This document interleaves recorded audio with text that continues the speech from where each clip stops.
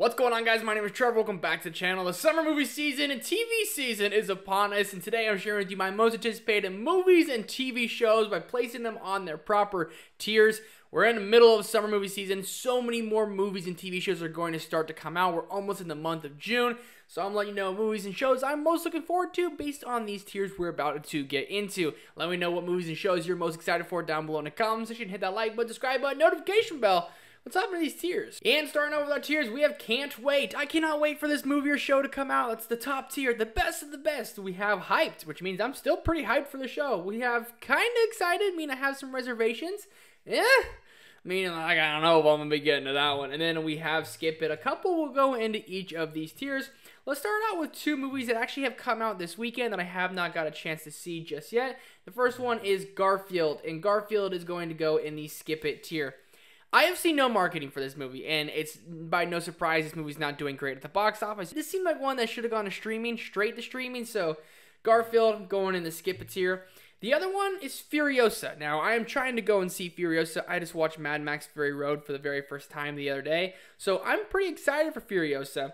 And I'm going to go in kind of excited, because I am kind of excited for it, and if all works out, I should be able to see it before the end of the month. And that's kind of what I'm hoping for, to go and check this one out.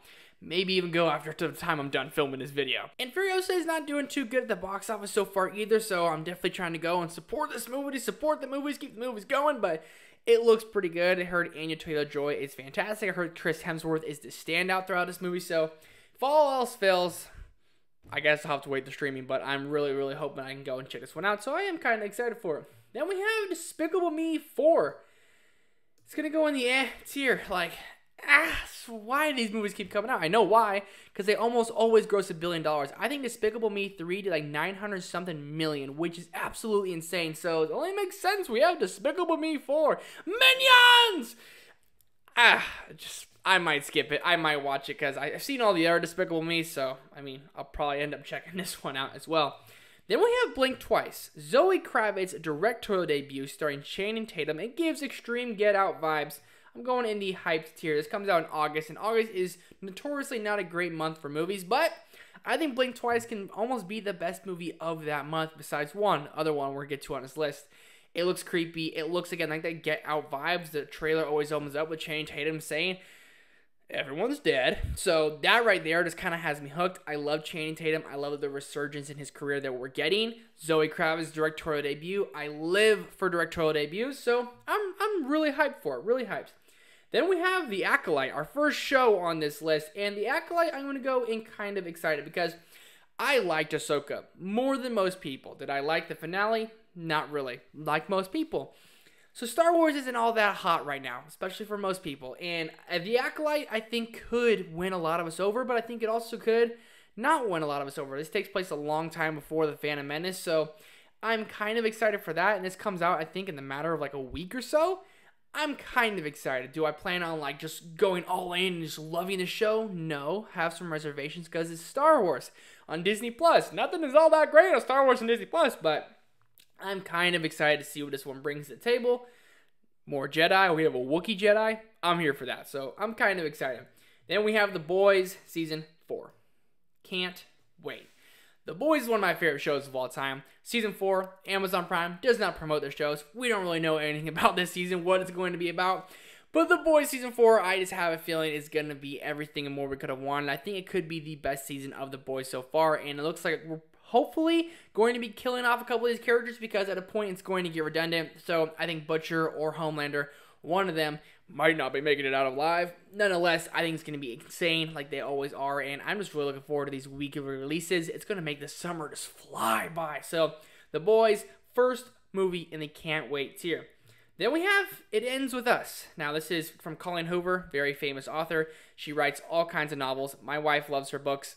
I really love her books, and It Ends With Us it's one of my favorite books of all time. Going and can't wait. And I didn't think I was going to do it, but I did it. Because It Ends With Us is, again, one of my favorite books of all time. It's one of those books you just couldn't put down. And the movie looked great. The trailer had 128 million views across all platforms in the first couple days, which is absurd to say.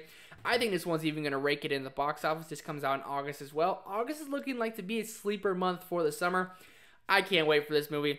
My wife and I, a couple of our friends, we're all going to watch it. I love the book, and I think I'll love the movie just as much. Bridgerton, obviously part 1 of season 3 came out already, but the whole thing, part 2, I have not watched part 1 yet because I'm waiting for it to all come out to watch it. So I'm going to go in hyped.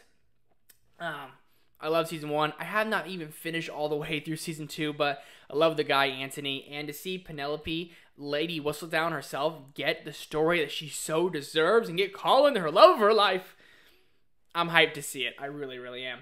Alien Romulus. I have not seen an Alien movie, but this movie, I saw a trailer for it before the last Kingdom of Planet of the Apes. Before I saw that, I saw a trailer for this movie on the biggest screen possible, and my jaw was dropped. I said, I need to watch the Alien movies. I need to check them out because I have to be ready to watch this movie. So I'm going to go in the hyped tier because I need to watch the other Alien movies, even Alien 3, so I'm kind of more ready for this one. But Alien Romulus, I think this has a chance to be a sleeper for one of the best movies of the entire year. Everyone I know is excited for this one. I think the trailer looks great. I love sci-fi. I love horror. It looks like all those things wrapped into one. Hitman hits select theaters this weekend. Another movie I'm trying to see before end of the month. It also hits Netflix the first week of June. I love Glenn Powell. Really, really love this guy. Heard this movie's fantastic. I love Richard Linklater.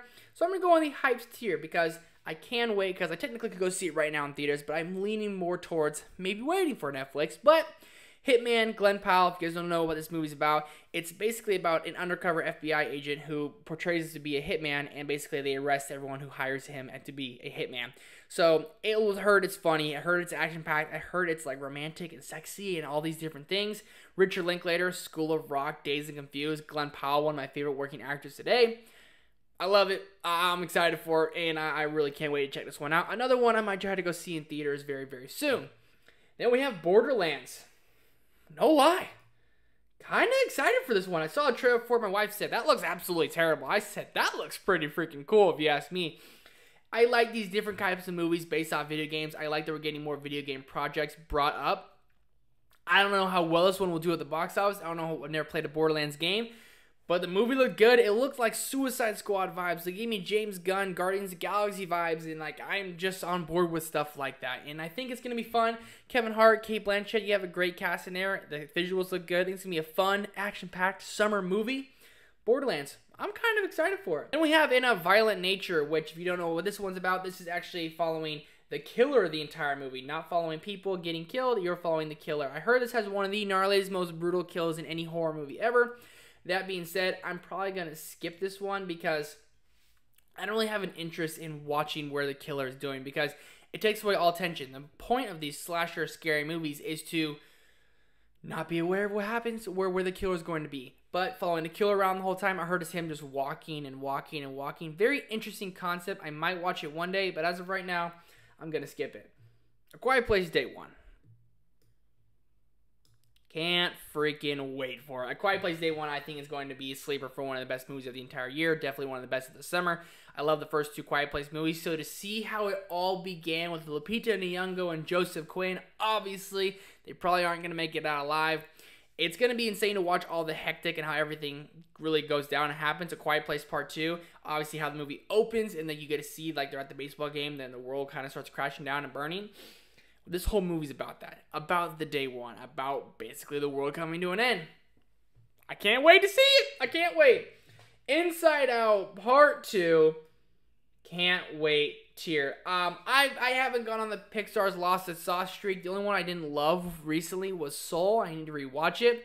I'm all into Pixar. I just went to Disneyland's Pixar Fest. I had such a great time. I'm all into Pixar again right now. I think Inside Out 2 is going to be fantastic. I hear Anxiety's more likely one of the main characters. And to go back into this world and the world of Pixar and a movie, a sequel to a movie that I absolutely love, I can't freaking wait.